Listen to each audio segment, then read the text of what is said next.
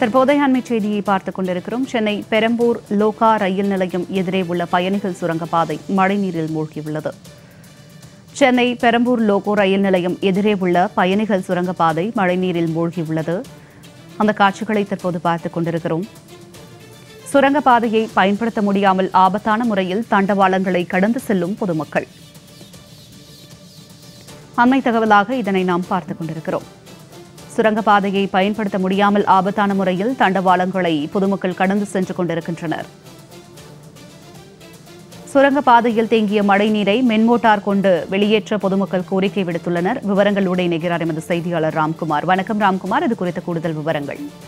ஜனனி, பெரம்பூர் ரயில் நிலையத்துக்கு அடுத்ததாக இருக்கக்கூடிய பெரம்பூர் லோகோ ரயில் நிலையம்.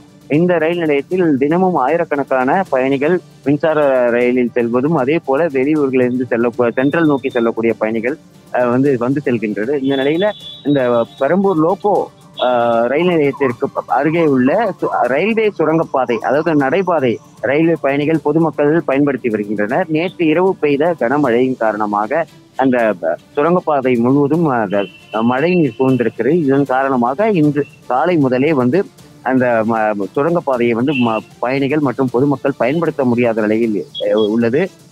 இந்த ரயில்வே நிர்வாகம் மற்றும் சென்னை மாநகராட்சியிடம் பலமுறை புகார் கொடுத்தும் எந்த நடவடிக்கையும் எடுக்கவில்லை. குறிப்பாக தினமும் அந்த வேறு பிளாட்பார்ம் நடைமேடையிலிருந்து மற்ற நடைமேடைக்கு வரக்கூடிய பயணிகள் இந்த சுரங்கப்பாதையை தான் பயன்படுத்துகின்றனர். இந்த சுரங்க பாதை மழைநீரால் மூழ்கடிக்கப்பட்டிருக்கிறதால தண்டவாளங்களை கடந்து வேறு பாதைக்கு செல்லக்கூடிய நிலை ஏற்பட்டிருக்கு. இதன் காரணமாக பெரிய விபத்து ஏற்படும் ஆபத்து ஏற்பட்டிருக்கு. வரக்கூடிய பயணிகள் பொதுமக்கள் தண்டவாளத்தை கடக்கும் போது எதிரே வர ரயில் மோதும் அபாயம் ஏற்பட்டிருக்கிறது. உடனடியாக இங்க சூழ்ந்துள்ள மழைநீரை மின்மோட்டார் கொண்டு அகற்ற நடவடிக்கை எடுக்க வேண்டும் என கோரிக்கை விடுத்திருக்கிறார்கள்.